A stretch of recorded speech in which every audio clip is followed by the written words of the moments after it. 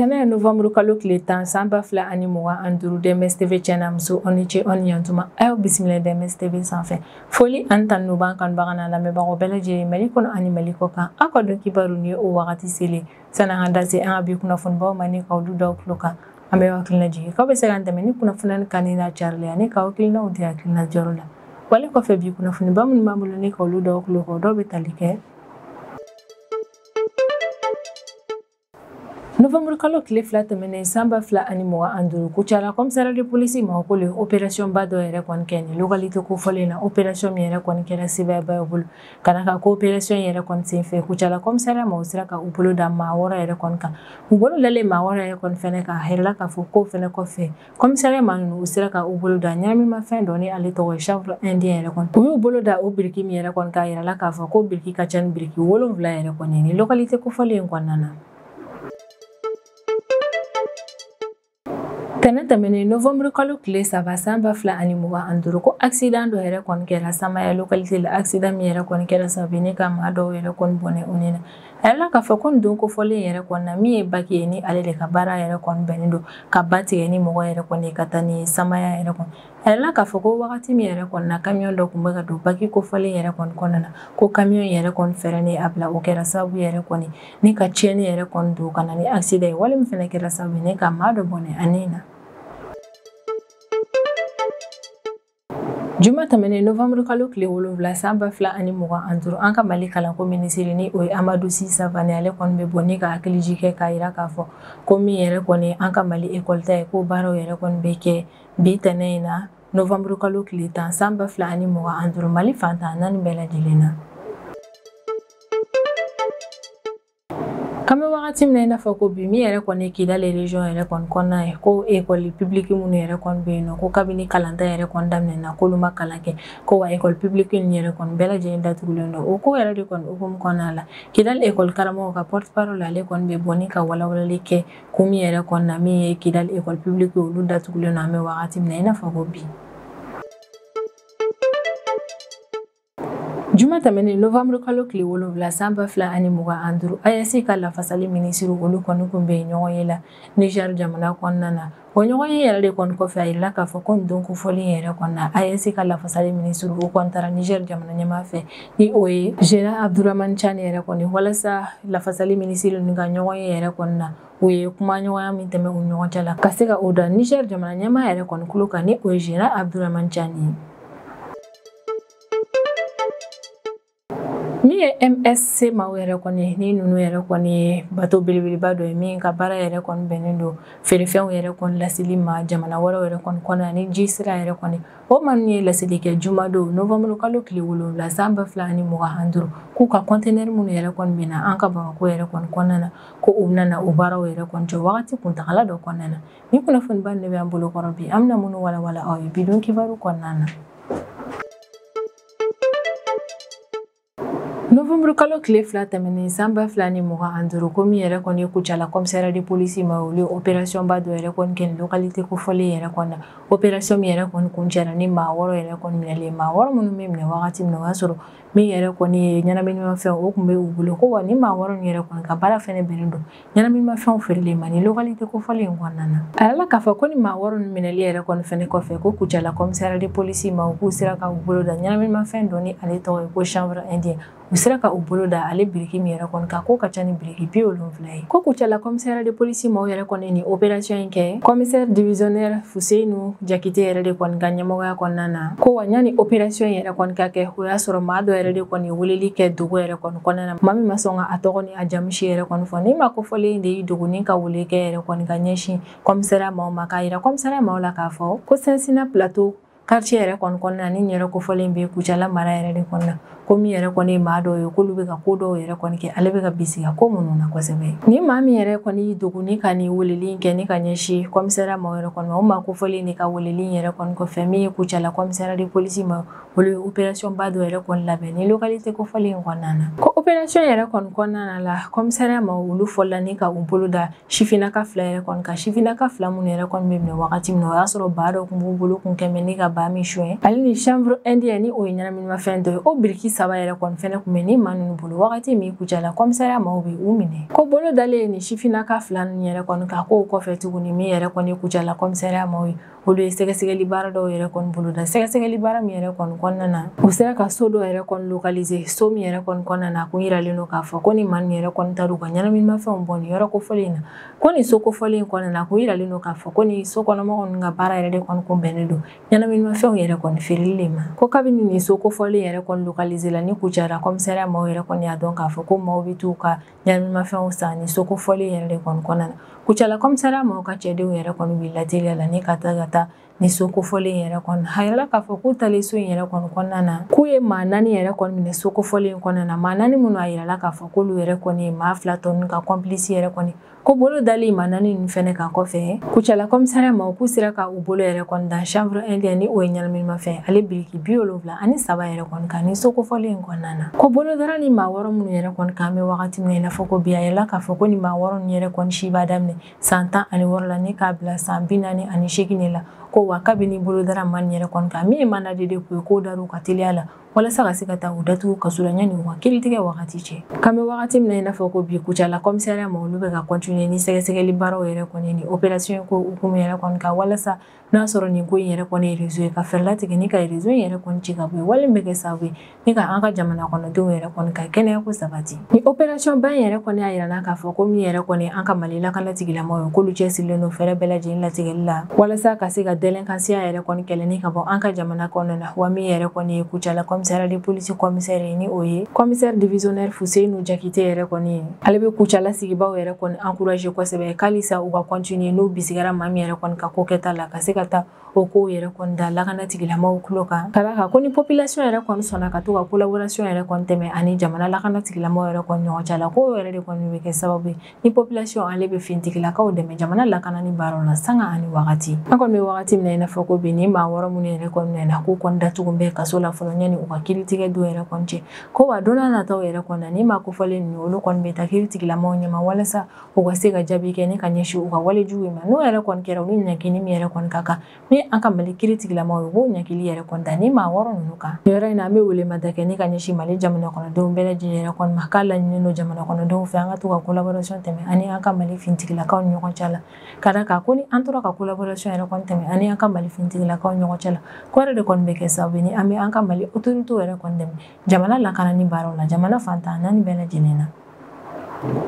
tɛnɛndon novembre kalo tile 3 san 2025 ko Samaya localité yɛrɛ kɔni kɔnɔna na ni nin yɔrɔ kofɔlen min Nuga commune rurale yɛrɛ kɔni kɔnɔna na a yirala k'a fɔ ko nin yɔrɔ kofɔlen yɛrɛ kɔni na ko baki dɔ yɛrɛ kɔni ni ale ka baara yɛrɛ kɔni bɛnnen don ba tigɛli yɛrɛ de kɔni ma ni bolimafɛnw ale ni hadamadenw n'u bololafɛnw yɛrɛ kɔni a yirala k'a fɔ ko camion dɔ yɛrɛ kɔni dontɔ a kɔnɔna na ko nana kɛ sababu ye ni ka accident jugumanba dɔ yɛrɛ kɔni kɛ nin yɔrɔ kofɔlen na wale min yɛrɛ kɔni kɛra sababu ye ni ka maa dɔ bɔnɛ a nin na ko kabini ni accident jugumanba in yɛrɛ kɔni kɛra dɔrɔn ko in yɛrɛ kɔni dugusajɛ min ye kan ka ba cercle préfet yɛrɛ kɔni ni o ye Abu Dawo yɛrɛ kɔni ko ale wulila joona ni k'i sen fa ka taa yɔrɔ kofɔlen na walasa ka se ka t'i ɲɛ da yɔrɔ in yɛrɛ kɔni kɛcogoya kan accident in kɔfɛ an kɔni bɛ wagati min na i n'a fɔ ko bi min yɛrɛ kɔni nana kɛ sababu ye ni ka accident in yɛrɛ kɔni kɛ ale ni accident in yɛrɛ kɔni kɛra lahalaya minnu yɛrɛ kɔni kɔnɔna na ko o kow yɛrɛ kɔni ma dɔn fɔlɔ nka min yɛrɛ kɔni ye source locale ye kɛrɛnkɛrɛnnenya la ko in yɛrɛ kɔni kɛra minnu ɲɛna olu caman y'a yira k'a fɔ ko accident in yɛrɛ kɔni dabɔra cɛnni dɔ yɛrɛ de kɔni na min bɔra camion yɔrɔ la source locale yɛrɛ kɔni ka kɔrɔfɔ la ko camion dɔ yɛrɛ de kɔni kun kan ka don bac kofɔlen yɛrɛ kɔni kɔnɔna na walasa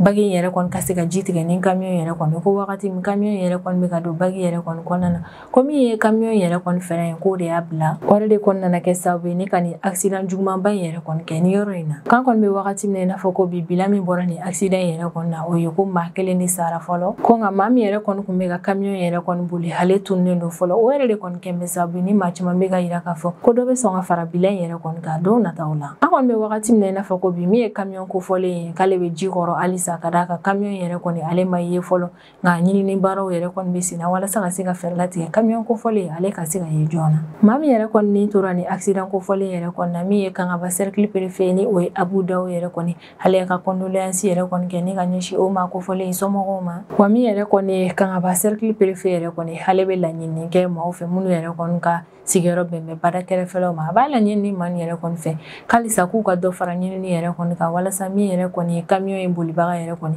ka se ka ale labɔ ji kɔnɔna na min fɛnɛ ye camion kofɔlen ye ka se ka o yɛrɛ kɔni labɔ ji kɔnɔna na teliya la wala b'a laɲini man yɛrɛ kɔni fɛ ko u ka ɲininiw yɛrɛ kɔni caya sanga ani wagati walasa nin baara yɛrɛ kɔni ka se ka kɛ teliya la a yɛlɛla k'a fɔ ko nin accident kofɔlen yɛrɛ kɔni kɔfɛ min yɛrɛ kɔni ye bolimafɛn caman ye k'olu yɛrɛ kɔni kun bɛ makɔnɔni na jida kɛrɛfɛla la walasa ba ka se ka tigɛ n'u yɛrɛ kɔni ko hukumu yɛrɛ de kɔni kɔnɔna la min yɛrɛ kɔni kan ka ba cercle préfet ni o ye Abu Dawo yɛrɛ kɔni ale ye laɲini kɛ baki bolibaga man yɛrɛ kɔni fɛ ko u ka continuer n'u ka baaraw yɛrɛ kɔni walasa ka se ka ji yɛrɛ kɔni tigɛ ni bolimafɛn nin ye teliya la min ye préfet yɛrɛ kɔni ale bɛ laɲini kɛ bolimafɛn bolilaw yɛrɛ kɔni fɛ an bɛ wagati min na i n'a fɔ ko bi ko sanga ani wagati u ka to ka t'u n'u ka bolimafɛnw yɛrɛ kɔni ye mécaniciens yɛrɛ kɔni fɛ yen nɔ walasa u ka se ka to ka bolimafɛn nin yɛrɛ kɔni lajɛ ni basi yɛrɛ kɔni bɛ u la ka se ka ko nin yɛrɛ kɔni dilan ko nin yɛrɛ de kɔni bɛ kɛ sababu ni n'a ɲɔgɔnna accident yɛrɛ kɔni bɛ se ka bali don n'a nataw la an kɔni bɛ wagati min na i n'a fɔ ko bi maa min yɛrɛ kɔni bɔnna nin na k'o dabɔ nin accident yɛrɛ kɔni an bɛ dugawu k'ale k'ala ka baara dali yɛrɛ kɔni nɔgɔya a ye min yɛrɛ kɔni camion in bolibaga y'a yirala k'a fɔ k'ale yɛrɛ kɔni ma ye fɔlɔ wa camion kofɔlen in k'u bɛɛ lajɛlen yɛrɛ kɔni bɛ ji jukɔrɔ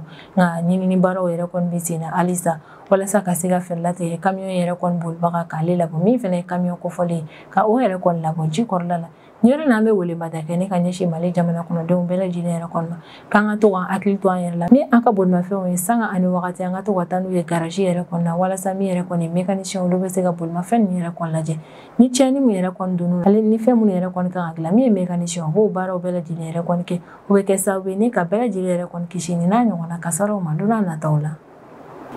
Jumadon novembre kalo tile 7 san 2025 an ka Mali kalanko minisiri ni o ye Amadou Sy Savani yɛrɛ kɔni ale bɛ bɔ ni ka communiqué kɛ communiqué min yɛrɛ kɔni kɔnɔna na kalanko minisiri a bɛ hakilinajigi yɛrɛ kɔni kɛ an ka école ta baaraw la an bɛ wagati min na i n'a fɔ ko bi Amadou Sy Savani ni ale de an ka Mali kalanko minisiri ale kɔni y'a yira k'a fɔ k'i n'a fɔ communiqué tɛmɛnen na ni o kɛra octobre kalo tile 26 tɛmɛnen san 2025 ko o communiqué in yɛrɛ kɔni kɔnɔna na ale kun ye laseli kɛ ko école yɛrɛ kɔni bɛna jɔ wagati kuntagala dɔ kɔnɔna na ko wa ni wagati kofɔlen na a y'a yira k'a fɔ ko école ta baaraw yɛrɛ kɔni bɛ kɛ bi tɛnɛ in na novembre kalo tile 10 san 2025 min ye kalanko minisiri a b'a yira k'a fɔ k'a b'a da Mali jamana kɔnɔdenw bɛɛ lajɛlen kulo kan k'a fɔ ko min yɛrɛ kɔni ni dati kofɔli kalisa o de maintenunen don ko min yɛrɛ kɔni ye école ta baaraw ye ko bɛ daminɛ bi tɛnɛ in na novembre kalo tile 10 san 2025 Mali fantan naani bɛɛ lajɛlen na kalanko minisiri ka kɔrɔfɔ la ka communiqué yɛrɛ kɔni kɔnɔna na k'a ye ni hakilinajigi yɛrɛ kɔni kɛ ne ka ɲɛsin écoledenw écoleden somɔgɔw école karamɔgɔw écoleso administration ma fo ka taa se écoleso partenaires ni Mali jamana kɔnɔdenw bɛɛ lajɛlen yɛrɛ kɔni ma ko ni hakilinajigi yɛrɛ kɔni kɛ ne ka ɲɛsin bɛɛ lajɛlen ma walasa an ka hakili jigi k'a fɔ ko min yɛrɛ kɔni école ta ye ko baaraw yɛrɛ kɔni bɛ kɛ bi tɛnɛ in na novembre kalo tile 10 san 2025 Mali fantan naani bɛɛ lajɛlen na ni Amadou Sy Savani a b'i profiter communiqué yɛrɛ kɔni kɔnɔna na ni ka foliba kɛ ni ka ɲɛsin an ka Mali kalanko maaw bɛɛ lajɛlen yɛrɛ kɔni ma a b'u fɔ u ka faamuya ko ale n'u ka collaboration yɛrɛ kɔnɔna na ni wagati gɛlɛn ninnu yɛrɛ kɔni kɔnɔna na an kɔni bɛ wagati min na i n'a fɔ ko bi an b'a da Mali jamana kɔnɔdenw bɛɛ lajɛlen kulo kan k'a fɔ ko min yɛrɛ kɔni ye école ta kofɔlen ye ko i n'a fɔ an kun bɛ ka kunnafoniyaw yɛrɛ kɔni bɔlɔsiraw kan wagati laban in na dɔw kun bɛ ka fɔ ko école ta in yɛrɛ kɔni k'a bɛna na reporter ko min yɛrɛ kɔni o kuma in ye ko tiɲɛ t'a la ne ye minisiri ale yɛrɛ de kɔni bɔra ne k'a yira k'a fɔ ko école ta baaraw yɛrɛ kɔni bɛ kɛ bi tɛnɛ in na novembre kalo tile 10 san 2025 Mali fantan naani bɛɛ lajɛlen na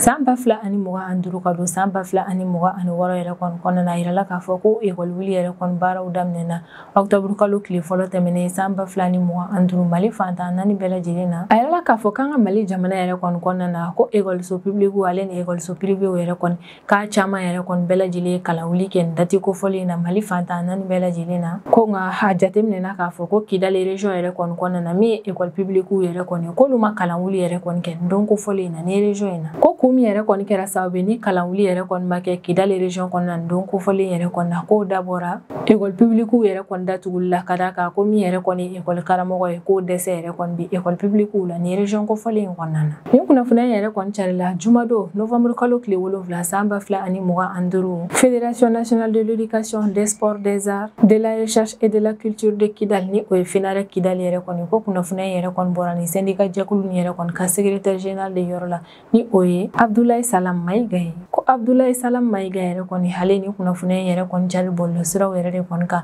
ni a ka kumaw kɔnɔna na a y'a yira k'a fɔ ko Kidali région yɛrɛ kɔni kɔnɔna na ko école publique minnu bɛ yen nɔ k'a bɛɛ lajɛlen datugulen don ni ma kofɔlen ka kɔrɔfɔ la k'an bɛ wagati min na i n'a fɔ ko bi ko Kidali école karamɔgɔw yɛrɛ kɔni tɛ Kidali région kɔnɔna na ko Kidali école karamɔgɔw yɛrɛ kɔni bɛ Mali localité wɛrɛw yɛrɛ de kɔni kɔnɔna na ko école karamɔgɔw yɛrɛ kɔni bannen ni ka na Kidali région yɛrɛ kɔni kɔnɔna na k'o dabɔra gɛlɛya dɔw yɛrɛ de kɔnɔna gɛlɛya minnu yɛrɛ kɔnɔna mi école karamɔgɔ y'a yira k'a fɔ k'u tɛ se ka taa duguma sira yɛrɛ kɔni fɛ Kidali région kɔnɔna na. K'an bɛ wagati min na i n'a fɔ ko bi ko sira tɛ yen nɔ k'o dabɔ lakanabaliya yɛrɛ kɔnɔna na o yɛrɛ de kɔnɔna mi école karamɔgɔ olu y'a yira k'a fɔ k'u tɛ se ka taa duguma sira yɛrɛ kɔni fɛ Kidali région kɔnɔna na ko min ye lakanabaliya ye k'o kɔni bɛ sira ninnu kan. Abdulaye Salam Mayiga yɛrɛ kɔni ka kɔrɔfɔla k'an bɛ wagati min na i n'a fɔ ko bi ko jɛkulu maramafɛntigiw yɛrɛ kɔni bɛ fan bɛɛ ko jɛkulu maramafɛntigi maa dɔw yɛrɛ kɔni bɛ to ka taa bolimafɛnw yɛrɛ kɔni lajɔ ni ka pasagew lajɔ k'u bololafɛnw bɛɛ lajɛlen yɛrɛ minɛ u la. K'a dɔw yɛrɛ kɔni na maa maramafɛntigi ni yɛrɛ kɔni u mana na bolimafɛnw yɛrɛ kɔni lajɔ u bɛ dɔw minɛ ni ka taa ni u ye yɔrɔ la yɔrɔ min yɛrɛ kɔni ma lakodɔn ko kuma dɔw yɛrɛ kɔni na u bɛ maa min yɛrɛ kɔni fɛnɛ faga o yɔrɔ in na. Ni syndicat jɛkulu maa yɛrɛ kɔni ka secrétaire général ni o ye Abdulaye Salam Mayiga yɛrɛ kɔni hali y'a yira k'a fɔ ko tiɲɛ yɛrɛ kɔni na k'an bɛ wagati min na i n'a fɔ ko bi ko condition ni yɛrɛ kɔni ka gɛlɛn kosɛbɛ ko yɛrɛ de kɔni na ka gɛlɛn kosɛbɛ école karamɔgɔ ninnu ma k'a fɔ k'u bɛ taa Kidali région kɔnɔna na ni condition sugu na ni o de ye k'a fɔ k'u bɛ taa duguma sira yɛrɛ kɔni fɛ. K'olu ye laɲini yɛrɛ kɔni kɛ Kidali école ko ɲɛmaaw yɛrɛ kɔni fɛ k'u ka fɛɛrɛ latigɛ walasa min ye école karamɔgɔ ye olu ka se ka taa Kidali région yɛrɛ kɔni kɔnɔna na avion fɛ ko nka an bɛ wagati min na i n'a fɔ ko bi olu ye o laɲini min yɛrɛ kɔni kɛ k'o ma nɔbɔ fɔlɔ o yɛrɛ de kɔni na olu dɛsɛlen don ni ka se ka taa Kidali région kɔnɔna na. Syndicat maa ninnu ka secrétaire général kɔni y'a yira k'a fɔ k'an bɛ wagati min na i n'a fɔ ko bi ko kabini école taara fo ka na se bi yɛrɛ kɔni ma ko min yɛrɛ kɔni ye école publique ye Kidali région kɔnɔna na k'a si ma dayɛlɛ k'a bɛɛ lajɛlen datugulen don. A y'a yira k'a fɔ ko ɲɔgɔnna situation kelen yɛrɛ kɔni kɛra salon école ta fɛnɛ na. A y'a yira k'a fɔ ko wagati in yɛrɛ kɔni na ko walasa gɛlɛya yɛrɛ kɔni ka se ka ɲɛnabɔ ko min yɛrɛ kɔni ye premier ministre ni o ye général Abdulaye Mayiga k'o de i sen don ko in na walasa ka se ka fɛɛrɛ latigɛ min ye école karamɔgɔ olu ka se ka don Kidali région kɔnɔna na. Ko école karamɔgɔ kɔni ma ban k'a fɔ k'u bɛ taa u ka baara yɔrɔw la ko nka olu bɛ ka laɲini dɔrɔn de kɛ walasa fɛɛrɛ ka se ka latigɛ min ye olu école karamɔgɔw ye kɛrɛnkɛrɛnnenya la minnu yɛrɛ kɔni ka baara yɔrɔ bɛn bɛ Kidali région ma ko fɛɛrɛ ka latigɛ olu ka se ka u ka baara yɔrɔ yɛrɛ kɔni lasɔrɔ avion de la. Kɔni ma kofɔlen in kɔni y'a yira k'a fɔ ko min ka gɛlɛn dɔrɔn o ye olu ka se Kidali région kɔnɔna na avion yɛrɛ kɔni fɛ ko n'olu sera yen nɔ ka ban yɛrɛ kɔni k'a bɛ layidu yɛrɛ kɔni ta k'a fɔ ko ale secrétaire général ni a ka jɛkulu maaw ko gɛlɛya fɛn fɛn mana na u sɔrɔ Kidali région yɛrɛ kɔni kɔnɔna na k'u bɛ se ka o gɛlɛya nin bɛɛ lajɛlen ɲɛnabɔ nka min yɛrɛ kɔni ka gɛlɛn o de ye u ka se ka se Kidali yɛrɛ kɔni région de kɔnɔna na fɔlɔ. Nin bɔlen yɛrɛ kɔni senfɛ Kidali école karamɔgɔw yɛrɛ kɔni ka porte parole in kɔni y'a yira k'a fɔ fɛnɛ ko duguma siraw ko min yɛrɛ kɔni ye hali ji sanfɛlaw yɛrɛ kɔni k'olu bɛɛ b'a la k'an bɛ wagati min na i n'a fɔ ko bi ko sira ninnu yɛrɛ kɔni ma ɲi nɔ ka d'a kan sira jugumanbaw de don. A bɛ hakilinaji kɛ ko salon an kɔrɔ yɛrɛ kɔni ko école karamɔgɔ fila ni olu tun bɛ ka taga Kidali région yɛrɛ kɔni kɔnɔna na ko min yɛrɛ kɔni ye jɛkulu maramafɛntigi dɔw ye k'u nana o école karamɔgɔ fila nin yɛrɛ kɔni minɛ ni ka taa n'u ye ko olu école karamɔgɔ minnu yɛrɛ kɔni bɛ yen n'olu bɛ nin situation in kɔnɔna ni o de ye ko gɛlɛya bɛ u kan ka se ka taa Kidali région yɛrɛ kɔni kɔnɔna na k'olu école karamɔgɔ yɛrɛ kɔni ka ca ni maa 100 ye. K'an bɛ wagati min na i n'a fɔ ko bi dɔw bɛ Bamakɔ kɔnɔna na ko dɔw fana bɛ an ka jamana localité wɛrɛw yɛrɛ kɔni kɔnɔna na ko wa an bɛ wagati min na i n'a fɔ ko bi u bɛɛ lajɛlen yɛrɛ kɔni sigi mɛ ni ka fɛɛrɛ dɔ de kɔnɔ min bɛna bɔ an ka Mali autorité yɛrɛ kɔni yɔrɔ la walasa min yɛrɛ kɔni olu école karamɔgɔw ye kɛrɛnkɛrɛnnenya la minnu yɛrɛ kɔni ka baara yɔrɔ bɛn bɛ Kidali région kɔnɔna yɛrɛ de kɔni ma ko min yɛrɛ kɔni an ka Mali autorité u ka fɛɛrɛ latigɛ ni ka se ni olu ye ni région kofɔlen yɛrɛ kɔni kɔnɔna ni avion sira yɛrɛ de kɔni ko n'o tɛ min yɛrɛ kɔni ye duguma sira ye ko olu ma da la k'a fɔ k'u bɛna taa o sira in fɛ ka d'a kan ko sira in yɛrɛ kɔni tɛ sira lakananen sira jugumanba yɛrɛ de kɔni don. An kɔni bɛ wagati min na i n'a fɔ ko bi école karamɔgɔ ninnu ka syndicat yɛrɛ kɔni y'a yira k'a fɔ k'u bɛ welemada kɛ ni ka ɲɛsin an ka Mali autorité yɛrɛ kɔni ma ko autorité ka fɛɛrɛ bɛɛ lajɛlen latigɛ walasa ka se ka olu école karamɔgɔw bɔ yan nɔ ka taa ni u ye Kidali région kɔnɔna na avion yɛrɛ kɔni fɛ ko n'olu sera yen nɔ ka ban o de ka gɛlɛn ka d'a kan n'u sera ka ban gɛlɛya fɛn fɛn mana na u sɔrɔ u ka baara yɔrɔ la k'u bɛ o gɛlɛyaw bɛɛ lajɛlen kun nka min yɛrɛ kɔni ka gɛlɛn o ye olu selen de ye Kidali région kɔnɔna na ka sɔrɔ baasi foyi ma u sɔrɔ. Don tɛmɛnenw yɛrɛ kɔnɔ na AES ka lafasali minisiriw ni o ye Mali, Burkina Faso ale Niger yɛrɛ kɔnɔ olu tun bɛ ɲɔgɔn ye dɔ yɛrɛ kɔnɔna na Niger jamana kɔnɔna na a yɛrɛ k'a fɔ ko AES ka lafasali minisiriw ka o ɲɔgɔn ye yɛrɛ de kɔni kɔfɛ u taara Niger jamana ɲɛmaa fɛ yen ni o ye général Abdramane Tchani walasa u ka ɲɔgɔn ye yɛrɛ kɔnɔna u ka kuma ɲɔgɔnyaw bolila min k'ale n'u ye jaabi min yɛrɛ kɔni sɔrɔ la ka se ka o bɛɛ lajɛlen yɛrɛ kɔni da Niger jamana ɲɛmaa kulo kan. AES ka lafasali minisiriw yɛrɛ kɔni ni Niger jamana ɲɛmaa ni o ye général Abdramane Tchani o kɔni tilalen u ka ɲɔgɔn ye yɛrɛ kɔni na AES ka lafasali minisiriw kɔni y'a yira k'a fɔ k'an bɛ wagati min na i n'a fɔ ko bi olu hakili sigilen don kosɛbɛ kosɛbɛ wa o dalen no ala k'a fɔ ko min yɛrɛ kɔni AES ka force unifiée ye ko bɛna na baara yɛrɛ kɔni daminɛ ala tɛmɛ hakilina jiginna Mali Burkina Faso ale Niger ni olu de AES jamanaw yɛrɛ kɔni olu ka lafasali ministre yɛrɛ kɔni kun bɛ ɲɔgɔn ye la Niger jamana kɔnɔna na walasa ka se ka kuma ɲɔgɔnya tɛmɛ o ɲɔgɔn cɛ la AES ka force unifiée yɛrɛ kɔni sigili ko la sen kan o kilalen u ka ɲɔgɔn ye yɛrɛ kɔni na jumadon novembre kalo tile 7 san 2025 u ye jaabi min sɔrɔ u ka ɲɔgɔn ye yɛrɛ kɔni na u taara u bɛɛ lajɛlen da Niger jamana ɲɛmaa yɛrɛ kɔni kulo kan ala k'a fɔ ko AES ka lafasali ministre yɛrɛ kɔni Général Abdourahmane Tiani kilalen u ka ɲɔgɔn ye yɛrɛ kɔni na min an ka Mali lafasali ministre ni o Général Sadio Camara yɛrɛ kɔni ale bɛ bɔ ni ka kuma u ka ɲɔgɔn ye ko in na Général Sadio Camara ale yɛrɛ kɔni ka kuma daminɛw yɛrɛ kɔni na a bɛ Niger jamana yɛrɛ kɔni fɔ kosɛbɛ ka d'a kan k'ale selen Niger jamana kɔnɔna na k'a kunbɛnna kunbɛncogo ɲuman na wa k'u ye ɲɔgɔn ye min yɛrɛ kɔni kɛ ko ɲɔgɔn ye yɛrɛ kɔni labɛnna labɛncogo ɲuman na o yɛrɛ kɔni na a bɛ foliba kɛ ni ka ɲɛsin Niger maaw ma u k'o k'o la an ka Mali lafasali ministre ni o Général Sadio Camara ale bɛ kuma AES ka lafasali ministre tɔ ninnu tɔgɔ la a y'a yira k'a fɔ k'ale y'i profiter ani AES ka lafasali ministre yɛrɛ kɔni ka nin ɲɔgɔn ye yɛrɛ kɔni sen fɛ ni ka i da se an bɛ wagati min na i n'a fɔ ko bi baara minnu yɛrɛ kɔni bɛ sen na lafasali sira kan wa a bɛ sinsin a kan kosɛbɛ k'an bɛ wagati min na i n'a fɔ ko bi ko AES ka nin force unifiée yɛrɛ kɔni ko ɲɛtagaba yɛrɛ de kɔni donna a sigili baaraw yɛrɛ kɔni na sen kan ko wa jigi dalen don a kan k'a fɔ ko min yɛrɛ kɔni ye AES ka ni force unifiée ye k'ala tɛna mɛn yɛrɛ kɔni o bɛna na baara daminɛ Général Sadio Camara ka kuma yɛrɛ kɔni kɔnɔna na a y'a yira k'a fɔ k'u yɛrɛ kɔni sere Niger jamana ɲɛmaa ma ni o ye Général Abdourahmane Tiani yɛrɛ kɔni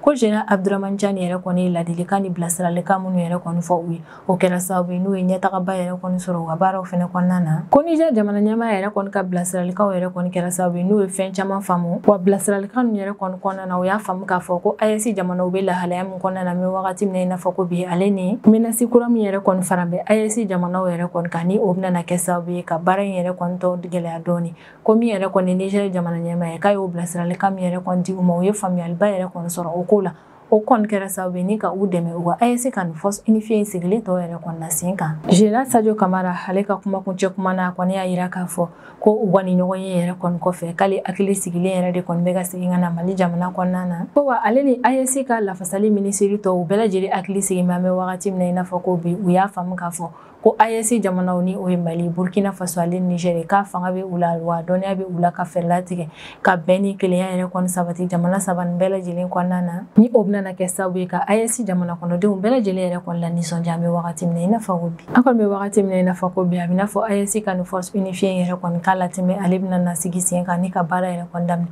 ka d'a kan sanga ani wagati jamana saba nin yɛrɛ kɔni ka maaw bɛ ɲɔgɔn ye la walasa ka se ka baara yɛrɛ kɔni kɛ AES ka nin force unifiée yɛrɛ kɔni ko k'an bɛ wagati min na i n'a fɔ ko bi ni ne bɛ dan sigi an ka bidon kibaru la an b'an kanubaga n'a lamɛnbagaw bɛɛ lajɛlen fo Mali kɔnɔ ani Mali kɔ kan an bɛ hakilina jigin k'aw bɛ se k'an dɛmɛ ni kunnafoniya ni kan ni n'a carili ani k'aw hakilinaw di hakilina diyɔrɔ la wali kɔfɛ an b'a fɔ yan nɔ ko aw k'an bɛn a ɲɔgɔnna wɛrɛ ma